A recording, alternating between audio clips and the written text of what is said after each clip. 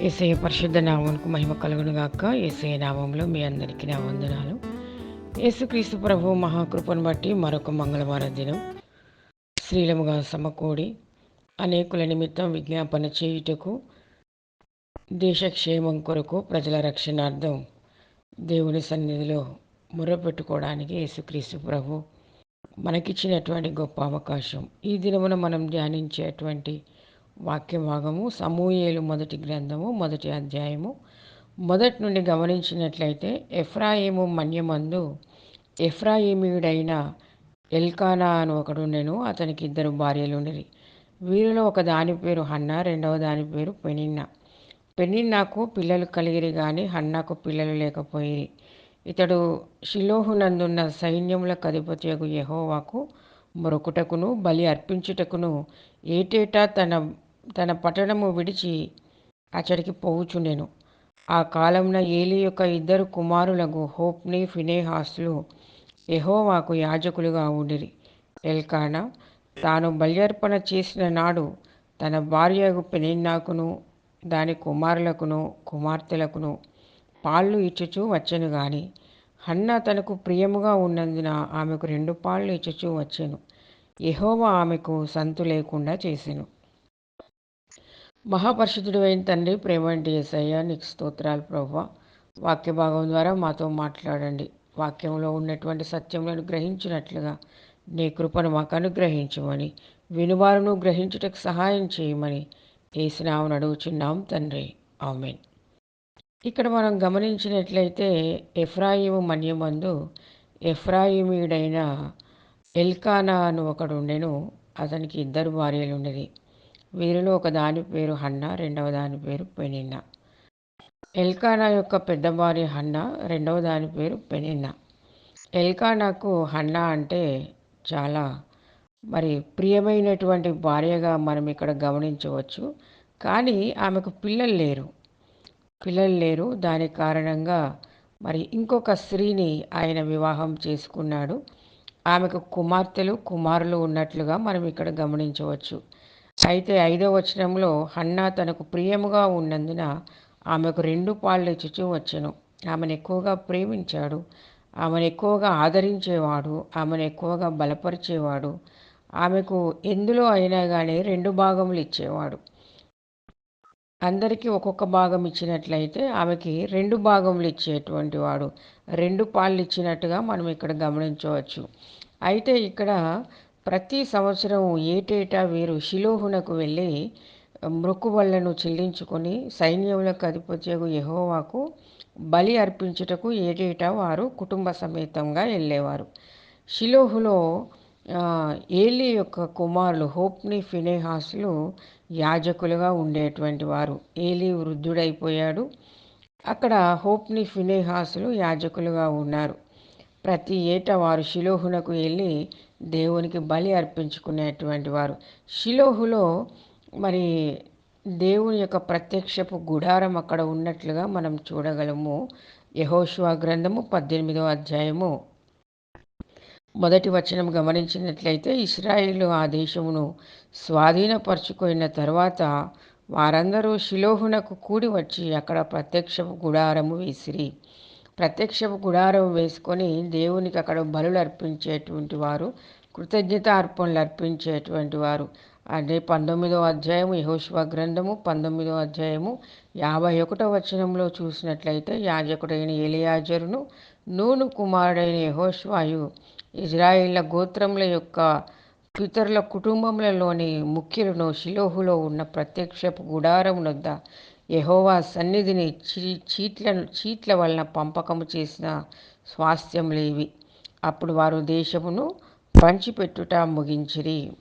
వీరి యొక్క నమ్మకం ఏంటంటే, దేవుని సన్నిధి అక్కడ ఉంది, షిలోహులో ప్రత్యక్షపు గుడారం ఉంది. అక్కడ యెహోవా సన్నిధిని మనం చీట్లు వేసుకొని దాంట్లో మన గోత్రం పేరు రాసుకొని అక్కడ చిట్టీలు వేసినట్లయితే ఎవరి పేరు మీద చిట్టి వస్తే ఏ భాగము ఎవరికి పంచాలో అని వాళ్ళు అక్కడ దేవుని సన్నిధిలో చిట్టీలు వేసుకునేటువంటి వారు. ఈ విధంగా ప్రత్యక్షపు గుడారము షిలోహులో ఉంది. అందుకనే వీరు ప్రతి ఏటా మరి షిలోహునకు వెళ్ళి దేవునికి మొక్కుబళ్ళు చెల్లించుకొని వచ్చేటువంటి వారు. అంత మాత్రమే కాదు, షిలోహులో దేవుని మందసం ఉంది అక్కడ ప్రత్యక్ష గుడారంలో.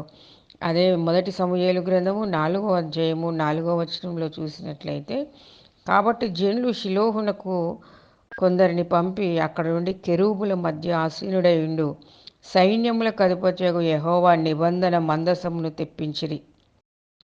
ఏలి యొక్క ఇద్దరు కుమారులైన హొఫ్నీయును ఫినెహాసును అక్కడనే దేవుని నిబంధన మందసమునొద్ద ఉండిరి. చూసారా, దేవుని నిబంధన మందసం అక్కడ ఉంది. కెరూబులు సెరూపులు మధ్యలో ఆ ప్రత్యక్షపు గుడారము దగ్గర దేవుని నిబంధన మందసం ఉంది. అందుకనే ప్రతి ఏటా కూడా వీరక్కడికి వెళ్ళి దేవునికి మొక్కుబళ్ళు చెల్లించుకొని వచ్చేటువంటి వారు. అయితే ఇక్కడ మనం హన్నా గురించి ఈ దినమున మనం ధ్యానిస్తున్నాం. హన్నా తన యొక్క ప్రార్థన జీవితము, తన ప్రార్థన ప్రతిఫలము, తాను పొందుకున్నది ఏ విధంగా, తాను దేవుని సన్నిధిలో విన్నవించుకున్నది, మొర్రపెట్టుకున్నది, తాను చేసుకున్నటువంటి మొక్కుబడి ఏంటి, తాను ఏ విధంగా తాను దేవుని సన్నిధిలో అడిగింది అనేది ఈ దినమున మనం ధ్యానిస్తున్నాం.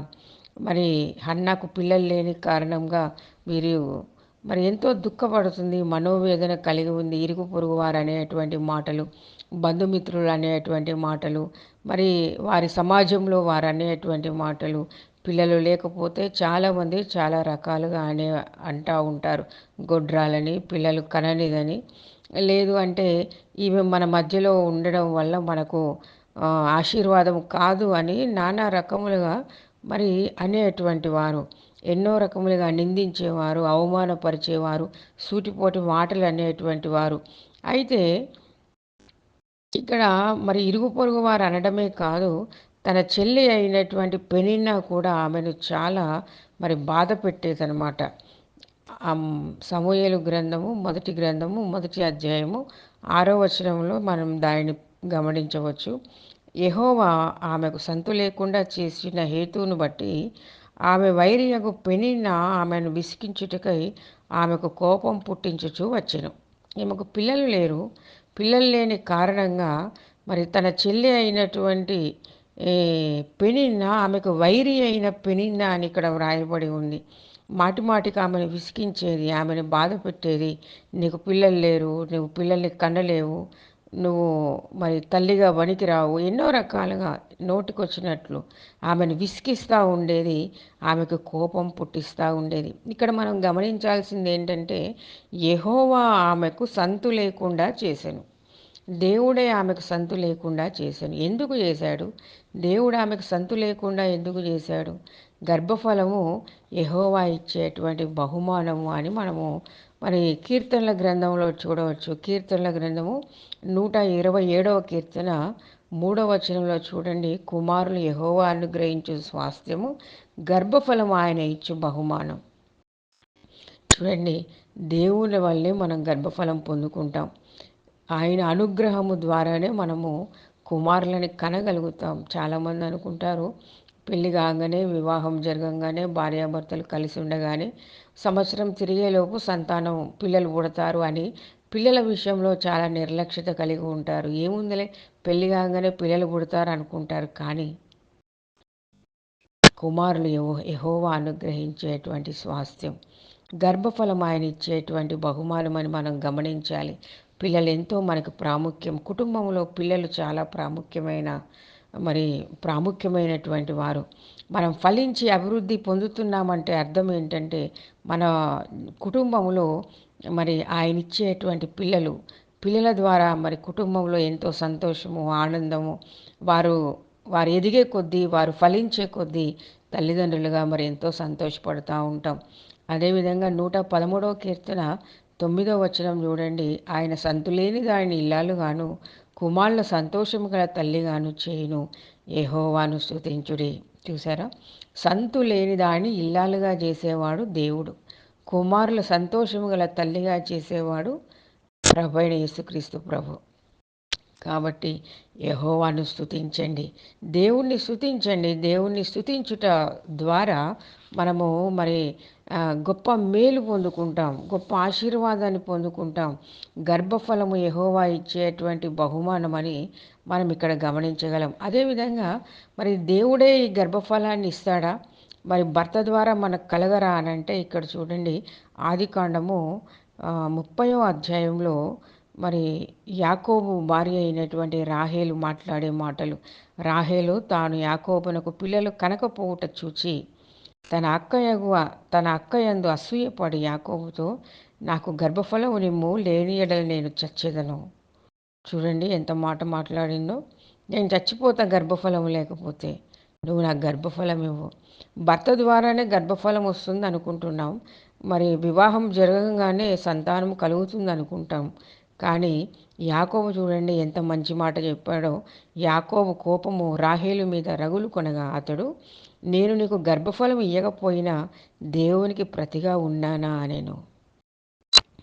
అమ్మ, గర్భఫలం దేవుడిచ్చేది, దేవుడిచ్చేటువంటి బహుమానం. నువ్వు దేవుని యొద్ద విచారణ చేయి, నేనేమన్నా దేవుడిగా ఉన్నానా గర్భఫలం ఇవ్వడానికి? దేవుని యొద్ద అడుగు, దేవుని యొద్ద విచారణ చేయి. దేవుడు గర్భం తెరిచి గర్భఫలాన్ని ఇస్తాడు. దేవుడు జ్ఞాపకం చేసుకోవాలి, దేవుడు ఆశీర్వదించాలి. మనం ఫలించాలంటే దేవుని ఆశీర్వాదం మన మీద ఉండాలి. దేవుని సన్నిధిలో నీవు అడుగు, నేను కాదు నీకు గర్భఫలాన్ని ఇచ్చేది అని యాకోబు ఆమెతో మాట్లాడుతున్నాడు.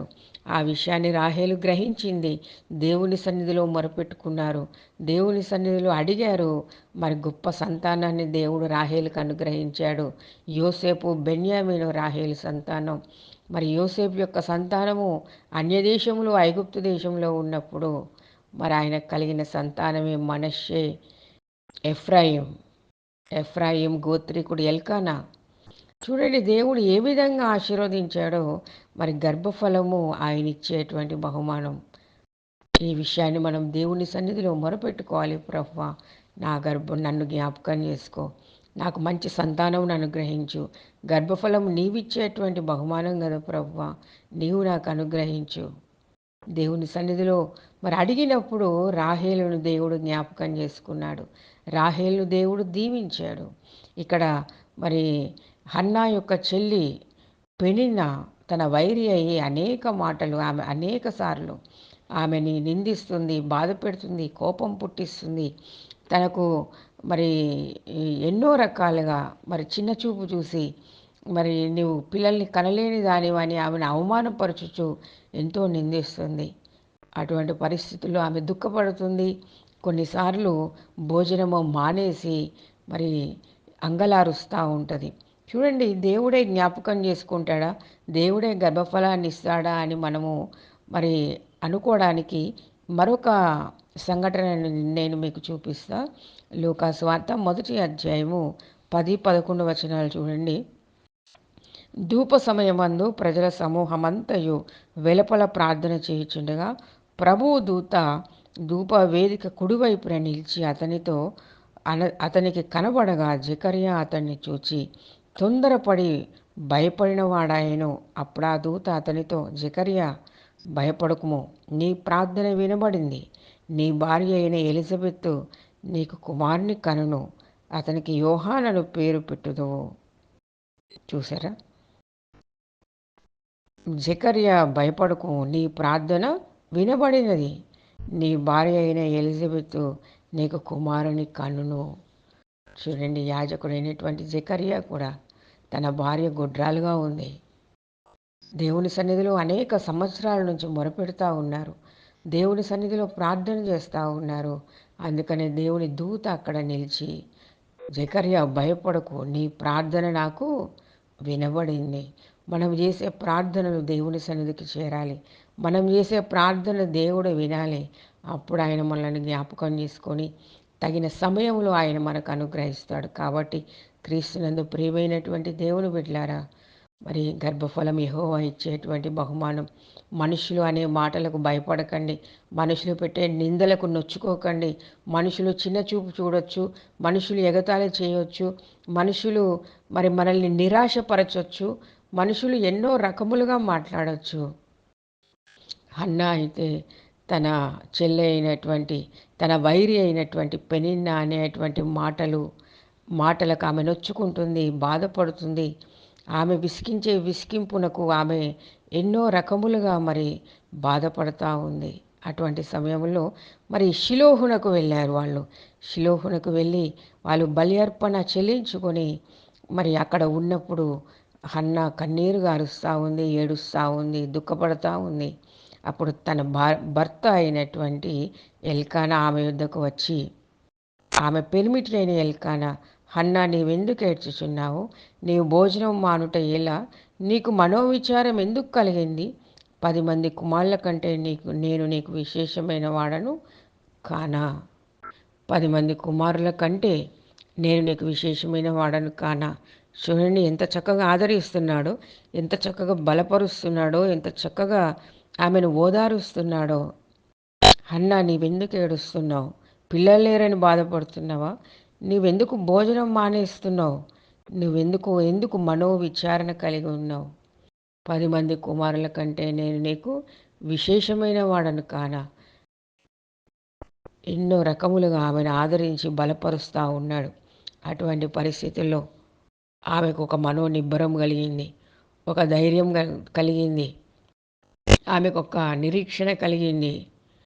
ఆమె మరి భోజనం మానేసి కూర్చున్నటువంటి ఆమె వెంటనే లేచి తన వారందరితో కలిసి అన్నపానములు పుచ్చుకొని, చూడండి 9వ వచనంలో, మొదటి అధ్యాయము 9వ వచనంలో, వారు షిలోహులో అన్నపానములు పుచ్చుకొనిన తర్వాత హన్నా లేచి యాజకుడైన ఏలీ మందిర స్తంభం దగ్గర ఉన్న ఆసనం మీద కూర్చొని ఉండగా బహు దుఃఖాక్రాంతురాలై వచ్చి యెహోవా సన్నిధిని ప్రార్థన చేయుచు బహుగా ఏడ్చుచు. ఇక్కడ మనం గమనించాలి, హన్నా ఇంతవరకు మనుషుల దగ్గర ఏడ్చింది, మనుషుల దగ్గర మరి తన దుఃఖాన్ని, తన బాధను వెళ్ళబుచ్చుకుంది.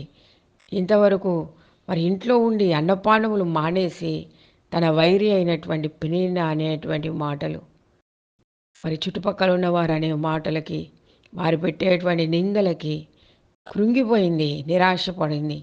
కానీ ఇప్పుడు ఆమె ధైర్యం తెచ్చుకుంది. నేను వచ్చింది ఎక్కడికి? షిలోహులోకి. దేవుని దేవుని ప్రత్యక్షపు గుడారం ఉంది, దేవుని నిబంధన మందసం ఉంది, దేవుని దగ్గర సమస్తము దొరుకుతాయని ఆశపడింది. ఒక ఆశ ఆమె హృదయంలో చిగురించింది. నేను యెహోవా సన్నిధికి వచ్చి ఉండగదా, దేవునికి మొక్కుబళ్ళు చెల్లించుకోవడానికి వచ్చా కదా, దేవుని సన్నిధిలో బలి అర్పణ చెల్లించడానికి వచ్చింది కదా, దేవుని సన్నిధిలో నేను అడిగింది సమస్తం ఆయన ఇంతవరకు నాకు అనుగ్రహించాడు. మంచి భర్తను అనుగ్రహించాడు, మంచి కుటుంబాన్ని అనుగ్రహించాడు, ఆస్తి పాస్తులు ఐశ్వర్యాన్ని కలగజేశాడు. నేను అడిగింది ఆయన నాకు తప్పకుండా ఇచ్చాడు ఇంతవరకు, ఇక ముందు కూడా నాకు ఆయన అనుగ్రహిస్తాడు అని ఒక నిరీక్షణ కలిగింది. దేవుని సన్నిధి ఆమెకు నిరీక్షణగా మారింది. దేవుని సన్నిధిలో నేను అంగలార్చాలి, ఇక ముందు నేను ప్రజల దగ్గర దుఃఖపడడానికి వీల్లేదు, ప్రజల దగ్గర నేను కన్నీరు కార్చడానికి వీల్లేదు, ఎవరి దగ్గరికి వెళ్ళి నేను నా సమస్యలు నేను చెప్పుకోను, ఎవరి దగ్గర కూడా నేను నా యొక్క కష్టాలు నష్టాలు, నా యొక్క బాధలు నేను చెప్పుకోను. యెహోవా సన్నిధిలో ఆమె అంగలార్చడానికి వచ్చింది, యెహోవా సన్నిధిలో ఆమె కుమ్మరించుకోవడానికి వచ్చింది. యేసయ్య పరిశుద్ధ నామమునకు మహిమ కలుగును గాక. ఈ విషయాన్ని మనం నేర్చుకోవాలి. ఎటువంటి పరిస్థితుల్లో అయినా మనకు నిరీక్షణ ఆయనే, ఎటువంటి పరిస్థితుల్లో అయినా మనకు ఆధారము, ఆశ్రయము, మనకు ఎత్తైన కోట, కొండ సమస్తము ఆయనే. సర్వశక్తి కలిగినటువంటి దేవుడను, నాకు అసాధ్యమైంది ఏదైనా కలదా? దేవుడు స్వయంగా మనతో మాట్లాడుతున్నటువంటి మాట, నాకు అసాధ్యమైంది ఏది కూడా లేదు, నమ్ముట నీ వలనైతే నమ్మువానికి సమస్తము సాధ్యమే అని సెలవిచ్చినటువంటి దేవుని పాదాలు పట్టుకోవడానికి వెళ్ళింది హన్నా. దేవుని సన్నిధిలో తన దుఃఖాన్ని వెలబుచ్చుకోవడానికి వెళ్ళింది. బహు దుఃఖాక్రాంతురాలై వచ్చి యెహోవా సన్నిధిని ప్రార్థన చేయుచు బహుగా ఏడ్చుచు. ఈ విషయాన్ని మనం నేర్చుకోవాలి. ఏ పరిస్థితుల్లో అయినా దేవుడు ఉన్నాడు మనకు అనేటువంటి నిరీక్షణ మనకు కలిగి ఉండాలి. సొలొమోను మహారాజు చేత యెరూషలేములో దేవుని మందిరము కట్టక ముందు మరి షిలోహులో ఉన్నటువంటి ప్రత్యక్షపు గుడారం ఇది. ఈ ప్రత్యక్షపు గుడారంలో దేవుని మహిమతో నింపబడి ఉంది. దేవుని సన్నిధి అక్కడ ఉంది. దేవుని మహిమ, దేవుని వెలుగు, దేవుని ప్రసన్నత, దేవుడే అక్కడ నిలిచి ఉన్నాడు. దేవుని సమాజంలో దేవుడు నిలిచి ఉన్నాడు. దేవుని పాదాలు పట్టుకోవడానికి వెళ్ళింది.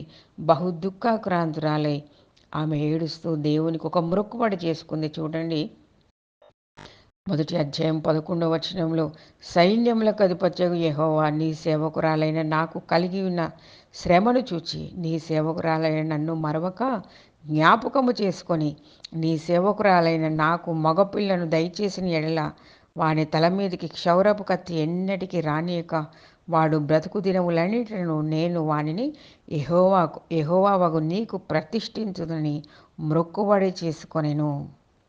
దేవుని సన్నిధిలో మొక్కుబడి చేసుకుంది. ప్రభువా, నీవు నాకు ఒక మగపిల్లని అనుగ్రహిస్తే వాడిని నీ కొరకు సమర్పిస్తా, నీ పని చేస్తాడు, నీ గుడారంలో ఉంటాడు, ఆయన నీ సన్నిధిలో పని చేస్తాడు అని ఆమె మరి సమర్పించుకొని మొక్కుబడి చేసుకుంది.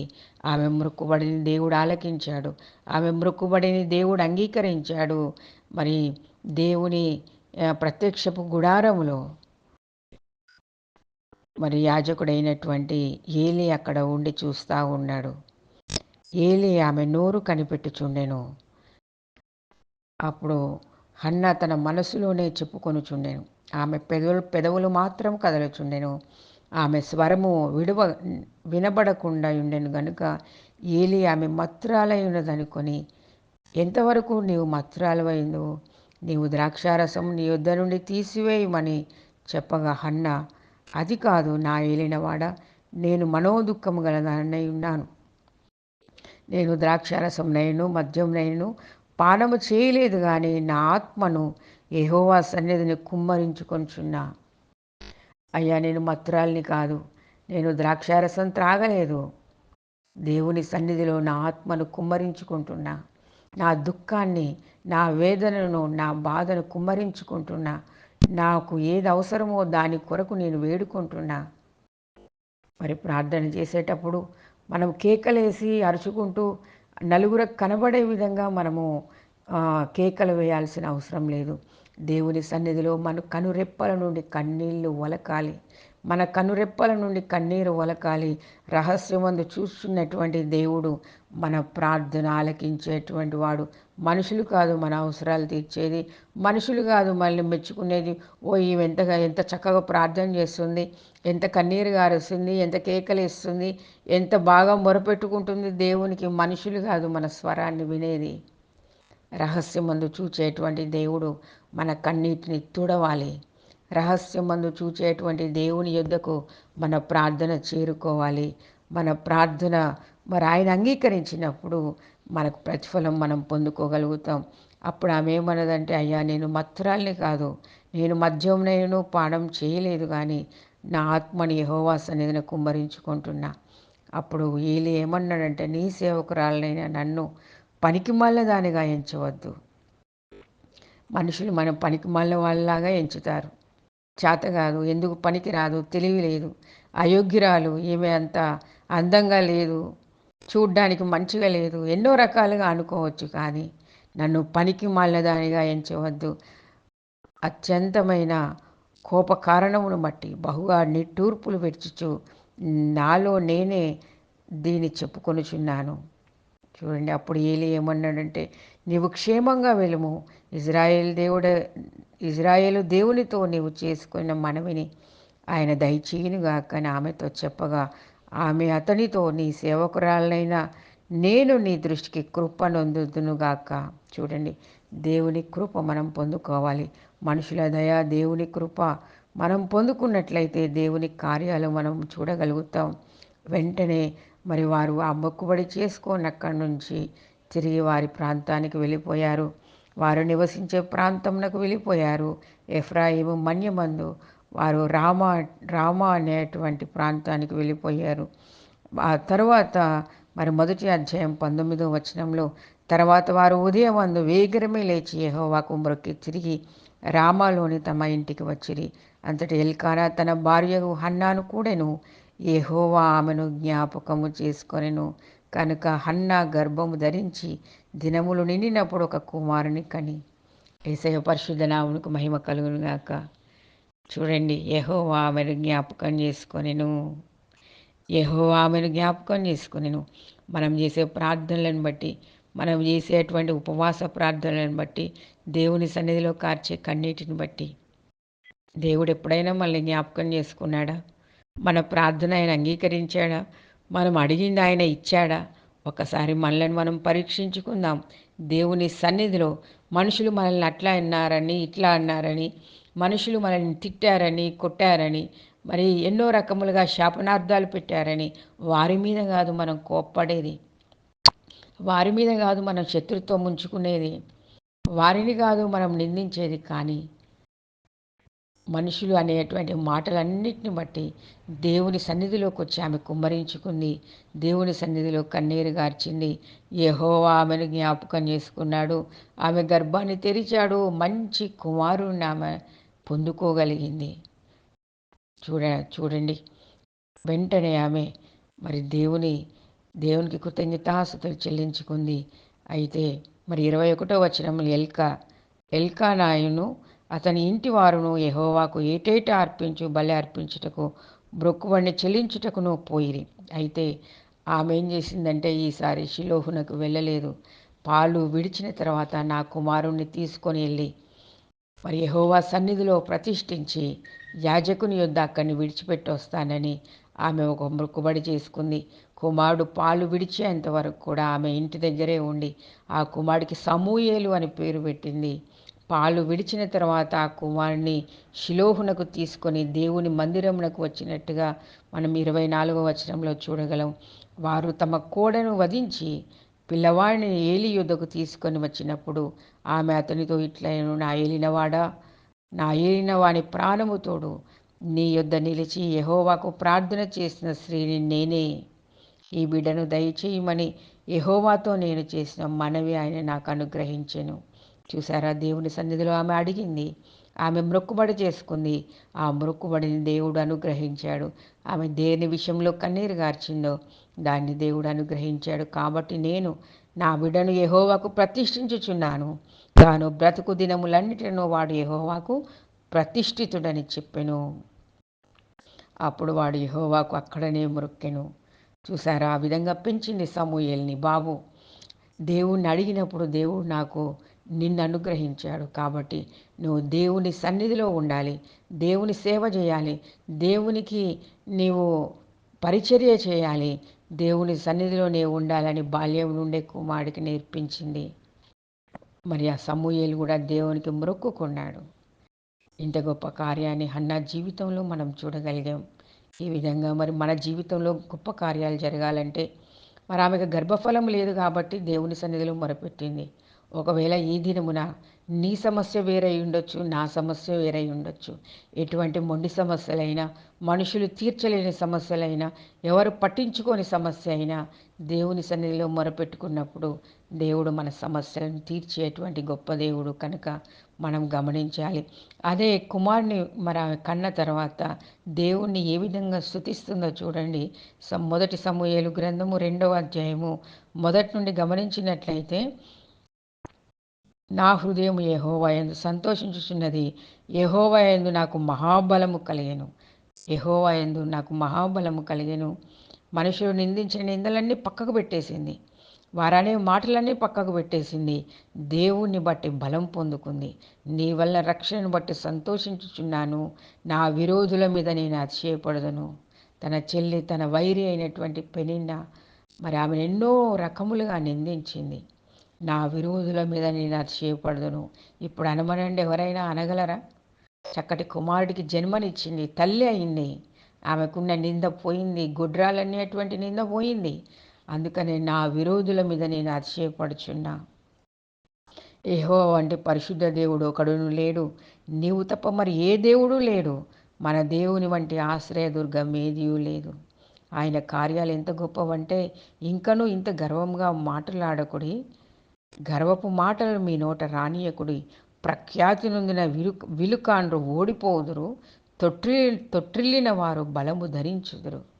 చూసారా, బలహీనలు అనుకునేటువంటి వారు, చేతగాని వారు అనుకునేటువంటి వారు, తొట్టిల్లినటువంటి వారు మరి బలమును ధరించుకుంటారంట. ఎప్పుడు దేవుణ్ణి కలిగి ఉన్నప్పుడు, దేవుని శక్తిని పొందుకున్నప్పుడు బలహీనులు బలం పొందుకుంటారు. దేవుడు ఆమెను ఆ విధంగా ఆశీర్వదించాడు. మరి తన విరోధుల మీద అతిశయపడే రీతిగా ఆమెను ఆశీర్వదించాడు. కాబట్టి ఇంకా ఆమెకు మరి గొప్ప మేలులు దేవుడు చేశాడు. మొదటి సమూయేలు గ్రంథం 2వ అధ్యాయము 21వ వచనం చూడండి. యెహోవా హన్నాను దర్శింపగా ఆమె గర్భవతి అయి 3 కుమారులను 2 కుమార్తెలను కనెను. అయితే బాలుడగు సమూయేలు యెహోవా సన్నిధిలో ఉండి ఎదుగుచుండెను. ఇంత గొప్ప కార్యాలను యేసు ప్రభు చేయడానికి సమర్థుడు. దేవుని సన్నిధిలో మనం మొరపెట్టినప్పుడు ఆయన మన ప్రార్థనను ఆలకించి, ఆయన అంగీకరించి, మరి మన మనవులను ఆలకించి, ప్రతి సమస్య నుండి ఆయన విడిపించి, మన కోరికలను ఆయన సిద్ధింపజేసేటువంటి దేవుడు. నీతిమంతుల హృదయ వాంఛలను ఆయన తీర్చేటువంటి దేవుడు. కాబట్టి ఎటువంటి పరిస్థితుల్లో అయినా మన దేవుడు గొప్పవాడని, జీవం కలిగిన దేవుడని, ప్రార్థన ఆలకించే దేవుడని, అక్కర్లను తీర్చేటువంటి వాడని మనం గమనించాలి. అటువంటి కృపా ప్రభువైన యేసుక్రీస్తు ప్రభు మనందరికి అనుగ్రహించునుగాక. ఆమేన్, ఆమేన్.